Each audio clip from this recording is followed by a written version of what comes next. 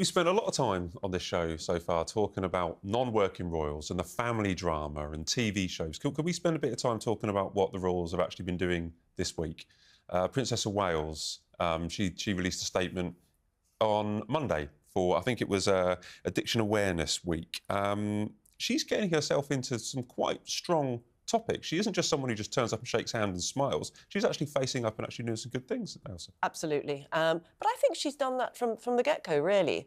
You know, she took her time choosing which charities and patronages she wanted to champion. And then she really, you know, she wasn't just a figurehead. She wasn't just a name on the top of a letter. You know, she wanted to get involved. She wanted to meet people privately. She wanted to converse with them. She wanted to really have an in-depth knowledge about the organisations that she was going to champion. So I think she's doing an extraordinary job. And I think she's doing more and more as well. You know, she's really sort of holding people's attention. She's taking the platform. She's taking ownership of the charities that she wants to be involved with. So she says, addiction is not a choice or a personal failing, but a complex mental health condition that should be met with empathy and support. Samara, she's tackling serious issues. Yeah, I agree. I think that, you know, when she speaks, people actually listen. And I think she actually understands the massive platform that she has. She is one of the most beloved royals on all the charts. I totally agree. And if you look back at the engagement interview that Tom Bradby did with them, she was very hesitant. She was nervous, and she kept looking at William, just almost seeking approval. And now she's a superstar in her own right. She really has taken ownership. So I totally agree with what you've said. I think they've both grown up. I was with William in Brazil a couple of weeks ago, and I was out there. It just felt more mature. The whole house feels a little bit more mature and comfortable at the moment. Although William was having fun this week in North Wales. Did you see William? He was playing pool. He went to North Wales and he was looking at some community groups and he was playing a bit of pool and he was hanging out with. He went to a comedy workship. Oh yeah, yeah, that works for him. He is the funniest royal in my opinion. Well, we might get onto that later.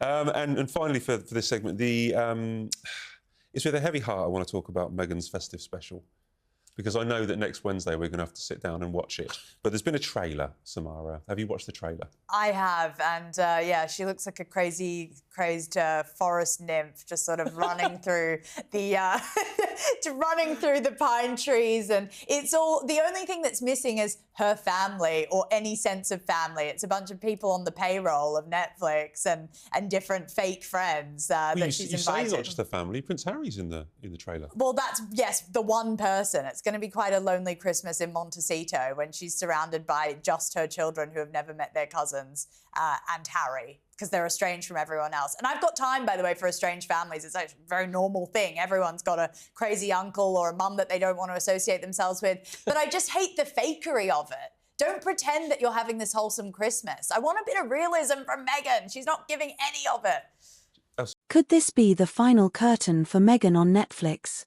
That's what critics and insiders are saying, and they're calling her upcoming Christmas special more smoke and mirrors than holiday magic.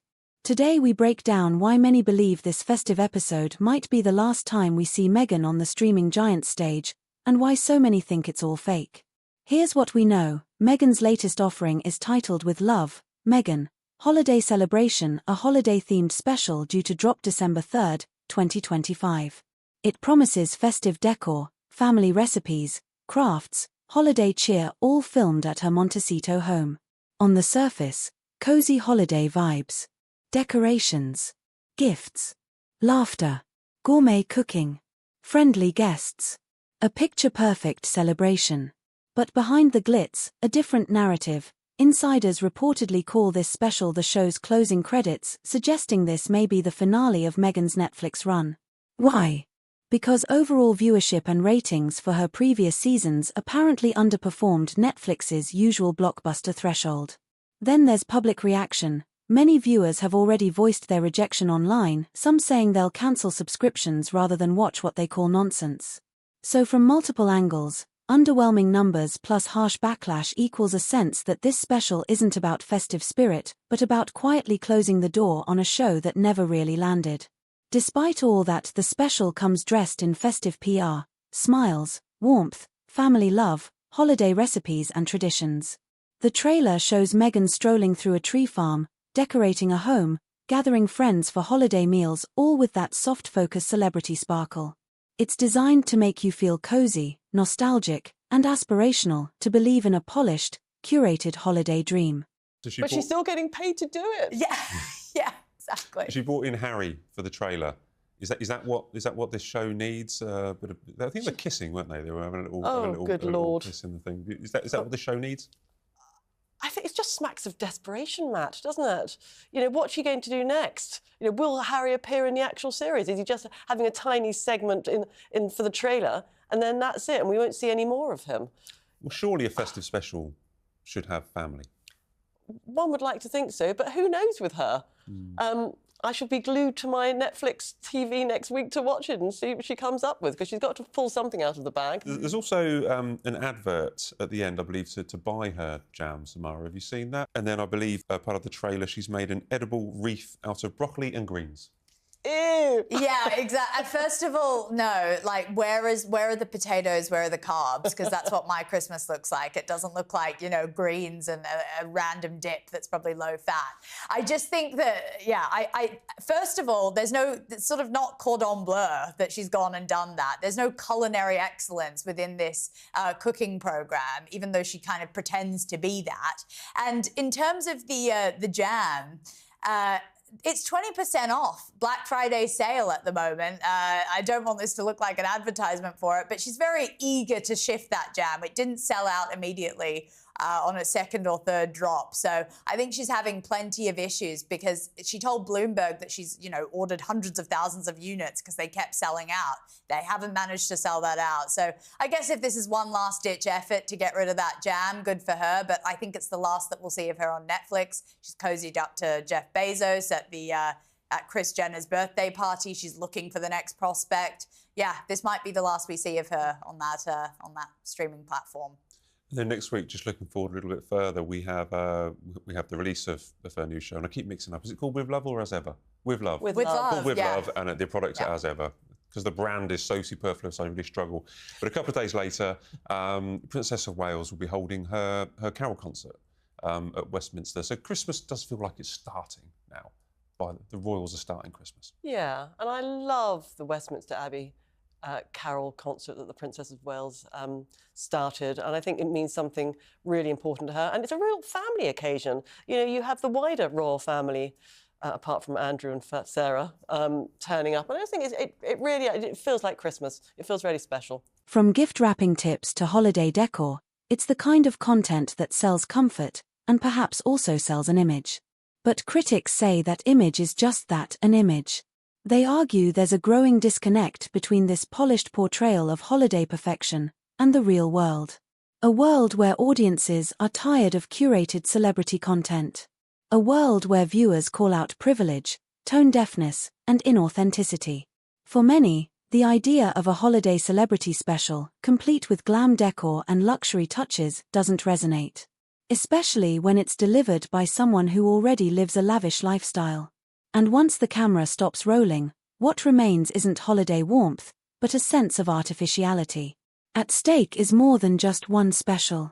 If this truly is the final Netflix project from Meghan, it will shape how she, and by extension her broader brand, will be remembered in the coming years. Will she be seen as a lifestyle queen who tried to bring warmth to screens, or as someone who packaged privilege into PR, sold as festive comfort, but divorced from reality? For Netflix, it's a test. Can celeb-driven holiday specials still grab attention, or have audiences moved beyond curated holiday cheer? If this flops, it could signal the end of a certain type of celebrity lifestyle content. For viewers, it's a moment to decide, is this magic real or just a manufactured holiday card inviting you to buy into an image? So yes, this Christmas special might be more than just holiday programming. It could be the final act of a show that never quite connected. But whatever happens, one thing's for sure, the conversation isn't going away.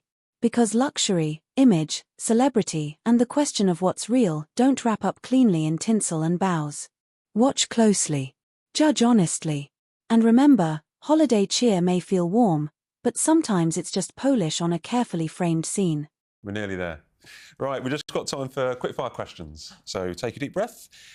Prince William, as I said earlier, visited a comedy workshop. But which royal would be the best stand-up comic? I mean, I would say, I know I said William, but also the late Philip, Prince Philip. But I just don't, I don't know. Not a good way. Yeah, not in a good way. I don't know if it'd be safe. He'd probably get cancelled after one set, but I did think he was hilarious at the time. Well, you must have worked with Philip. You must have heard some I stand-up sure have. I've got many stories to tell back about me up. that. But I think Zara and Mike Tyndall, actually. I think they'd be a good double act on the comedy circuit. That's quite a good idea. Yeah. Good answers. Get them on. Now, after the reports that Sarah Ferguson is looking, shopping around for a sit-down interview, which royal would you like to quiz in a tell-all interview? I want, sorry, but Meghan. I need Meghan to actually sit down with a proper journalist. She keeps sitting down with podcast hosts and CEOs and different people who aren't actually journalists. I want her to be properly interrogated, not in a like crazy, torturous way, but I want some Thanks proper. for clearing that up. Well, I want some proper questions. I want some proper questions flung her direction. That I want something bolshy. I think Prince George. Ooh. What's it like being an emerging, leading member of the royal family? What school do you want to go to, George? What are your parents really like when the doors are closed? Ooh. God, imagine that. He's only 12. And it doesn't matter. Which is perfect because he won't lie. Yeah. You have to give him And he won't be schooled. Yeah. Yeah, Prince George. Wow, what a great idea. I keep going to record saying I just want George to grow up. I think it's too early. I just want him to be a boy. I want him to go around, get dirty, fall over, get in fights, play football, break your leg or something. You know what I mean? Just want to go and have fun before we actually... And then someone feed those stories to you. Oh, yes, please, if anyone... Right, and finally, I mentioned about the broccoli and green wreath, OK? So after Meghan's weird edible wreath preview, what royal would you want to help with your Christmas dinner preparation? Ooh.